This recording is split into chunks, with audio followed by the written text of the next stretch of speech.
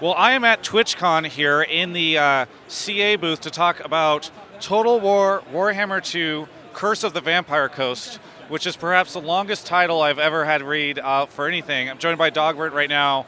What is your exact role at the company?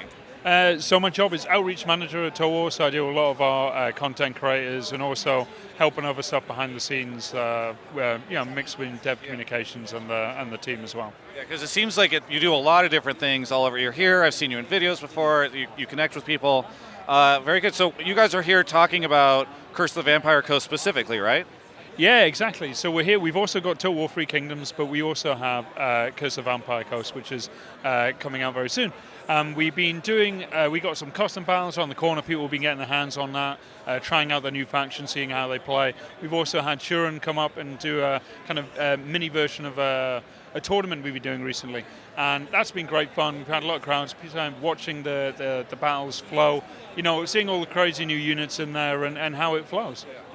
Yeah, it must be interesting because what I've noticed is that the Total War community, at least on the Warhammer side, seems to be sometimes a little split between like the multiplayer guys and there's the people that are doing single player campaign or whatever. But it seems like you guys are doing your best to service both audiences. So our game is, massive on the single player thing. This is one of the biggest sandbox games you've got. History is your playground, but with Warhammer, it's obviously the Warhammer Fantasy sandbox experience. It's the best you're going to get. Multiplayer is something we've always had in Total War games. We've always had it, but it's never really been the prime focus. We've done what we can. We've done Avatar mode in Shogun 2. We've always supported it. It's always been there, and we've added things. Warhammer 2, we added free for all, for example. But what we found is we've got this insane community. It's built around Warhammer and the armies and the variety we get. You can do multiplayer with the historical games, but you've got so much more flavor and so much more distinct nature of the game when you're dealing with Warhammer. Lizardmen, the vampire counts, Empire, all this, the dwarves. Visually, it just stands out, and that's something that I think, at least when it comes to multiplayer, that's what makes it super exciting. Well, so I'm kind of new to the Total War community myself, but it's been kind of fun to check out Reddit and all this stuff. One thing I've noticed is that because the game works on these kind of like DLC releases, whenever one is coming up, everybody seems to wonder like, which faction is it going to be? It's kind of fun because people know, from the Warhammer world, like what it could be. Everybody's speculating. So what was the decision to? Why'd you guys decide on Vampire Coast as the one that you kind of wanted to bring in, like make playable, all that kind of stuff with this DLC? Well, I think the dev team look at kind of like what they can play around with and what they want to do, and I think they thought that this was definitely works within Warhammer 2. You got the Vampire Coast within the Vortex campaign, and I think that's kind of where it slots in. It's a very interesting faction in how they play. They go for a more, at least in battle, they go to swarm your enemies with undead zombie pirates and other crustaceans of chaos, and then you just fire in there with cannons. So it's a gunline faction, but using zombies to tie you down. And with all the kind of like walking pirate ships in between that. And I think that's what made it really exciting and the reason we wanted to go for it. It's not a faction that had an army book in the traditional sense. It was a White Dwarf release. We have an amazing relationship with Games Workshop. We've got one of the longest relationships with them as a video game developer. And with that, we're allowed to go in there and work with them to add to stuff that wasn't there originally. We've added a legendary lore that never existed. We have a lore writer in studio who used to work at Games Workshop, Andy Hall, and he helped come up with an entire backstory. He knows how Games Workshop like their stuff, and we're able to work really well together with them. Yeah, I was going to ask about that because I do know that one of the lords is new, and I believe it's the first time you guys have added an original lord to the game, right? And we're incredibly proud about it. We feel it fits perfectly with the kind of foundation, and especially with vampire counts.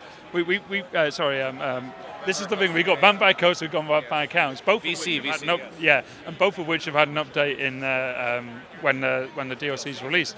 But she's Colossus. She's like a Bretonian who is going over to sing for the High Elves. Her ship's she wants to get there as quick as possible. She causes chaos and sinks a ship eventually, and is brought back from the dead.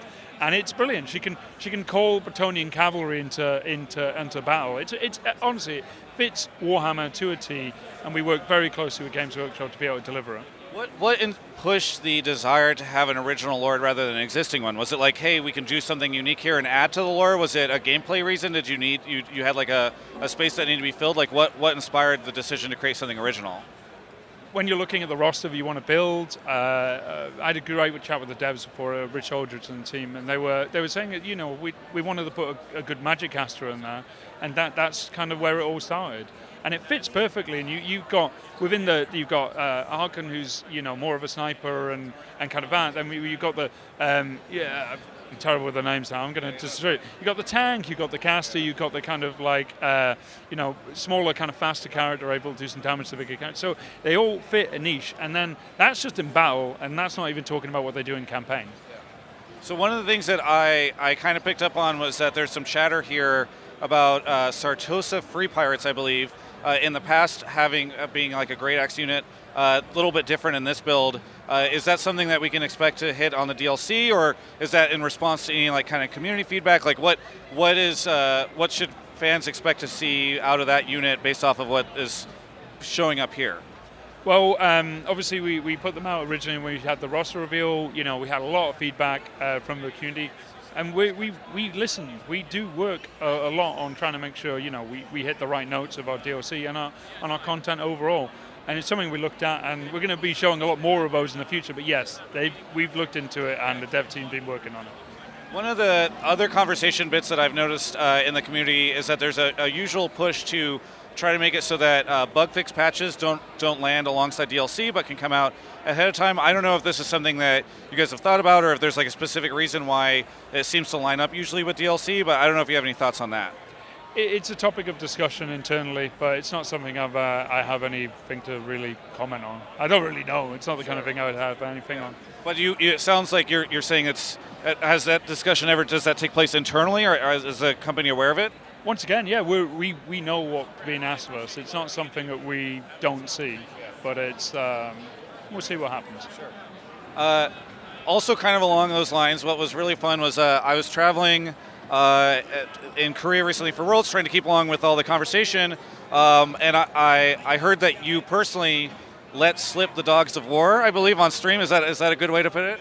I think the best way to put it is I'm very inspired by Shakespeare, and I've been watching a lot of Henry III recently, and it just kind of happened, Richard III. Sorry, I've even just butchered Shakespeare. I'm a fake Englishman, obviously. But it sounds like you went in I saw in the comments of that thread you went in there and kind of clarified. It sounds like it was just a misspoken word at the time. It's one of those kind of things where we were releasing a code that unlocks all the content we've ever made. Sure.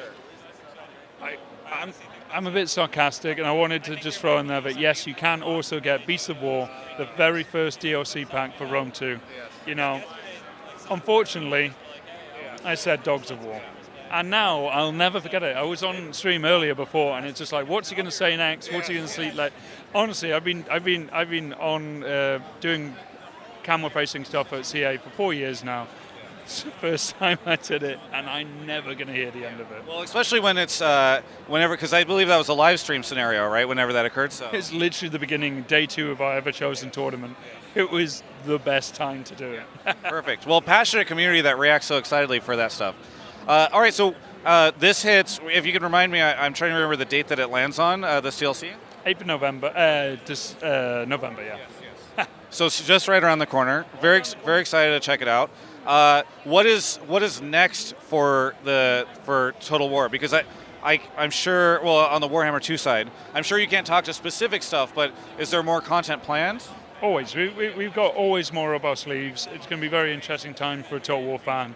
And in the future, outside of that, we have Total War 3 Kingdoms that's coming out early next year.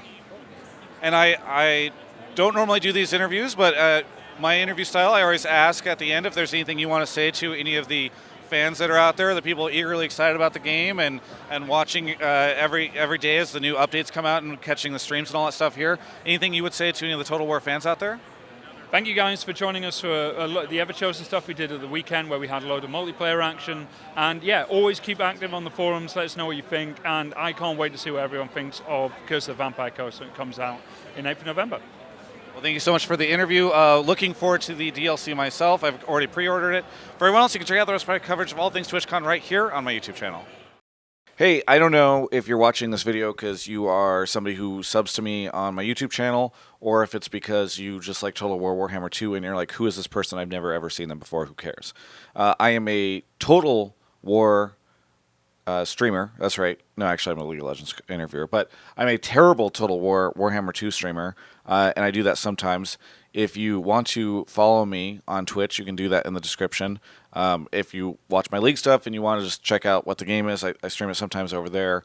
It's just like a fun game that I enjoy. I play it with Kelby sometimes. And again, if you don't know who I am, you can check it out over there, and then you can show up in my Twitch chat and flame me because I don't know how to use magic properly or weapons or a lot of the things in the game. It's very complicated. I don't understand. Anyway, hopefully you enjoyed this interview and it was useful to you somehow.